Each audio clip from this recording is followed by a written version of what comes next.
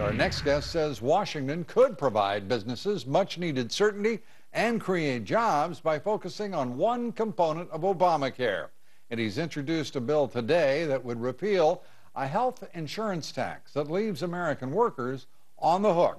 Joining us, Dr. and Senator John Barrasso of Wyoming. Good to have you with us, Senator. Thanks for having me, Lou. Let's talk about your legislation first and foremost. What would it do specifically to remedy this aspect, at least, of Obamacare?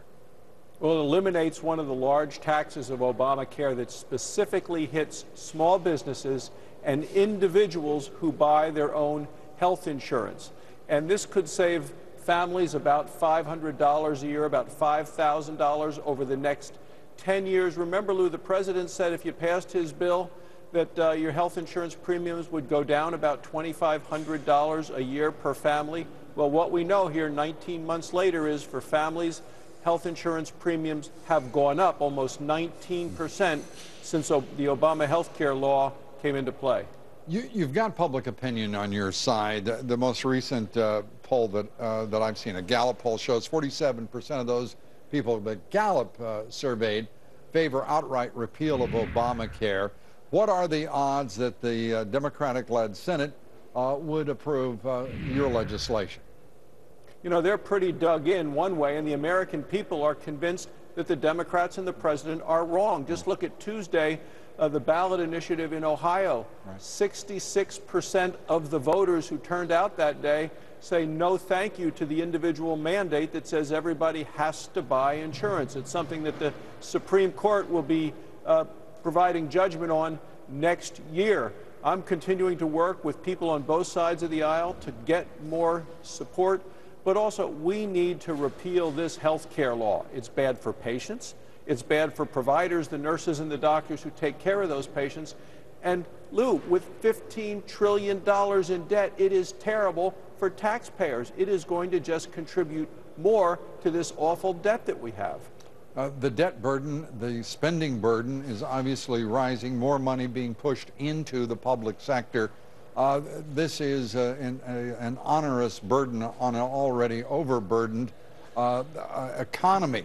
What can be done within the next 24 months, 12 to 24 months, to start moving toward a real path to prosperity? Well, number one is we need to pass a balanced budget amendment to the Constitution of the United States. My home state of Wyoming, we live within our means. Families in Wyoming live within our means. By law, we have to balance our budget every year in Wyoming. It's time for the United States to do that as well. I know we're going to have a vote in the Senate on a constitutional amendment to balance the budget. That's number one. Number two, we need to cut the spending now.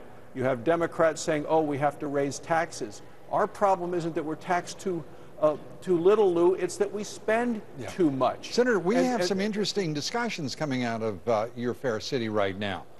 Discussions that include noises from the Republican leadership on Capitol Hill that they might actually go for raising taxes, much to the consternation of most people who had thought the Republicans had committed to no new taxes. You can actually raise revenue by putting more people back to work. We don't need higher taxes. We need more taxpayers. Senator, that isn't my point. I know the ways in which revenue can be enhanced, raised, aggregated, and whatever you want to use. But the question is your leadership talking about raising taxes, which is sure to set off a firestorm amongst the Republican faithful? No, they're talking about tax reform, which would result in lower tax rates and an ultimate increased tax money coming in because you'd have more productivity, more prosperity. We need to get rid of a lot of the Washington red tape that holds down businesses. Do you think there's one person, Senator, do you think there's one person in this country right now paying any attention at all to what is done in the nation's capital who would trust either party with reform, as you style it, right now, under the pressure of an approaching presidential election, to do the right thing? Do you? No, that's why the most important thing we need to do overall is have a balanced budget amendment to the Constitution so they can not continue to spend more money than's coming in. When Barack Obama took the oath of office, the national debt was about $10 trillion. Now it's over $15 trillion.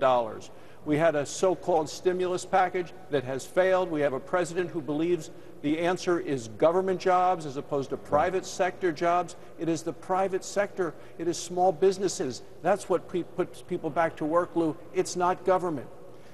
Senator, I will, in the interest of time and in some consideration for you, now bring up the levels of indebtedness on the part of this government when George W. Bush took office. Both parties seem certainly powerfully culpable in all of this. Hopefully both will be virtuous in trying to get this resolved as quickly as possible. Our future literally depends on it. Senator, thank you very much as always. It's always good to talk with you. Thank you for being here. Thanks for having me. Appreciate it, Lou. Senator John Barrasso.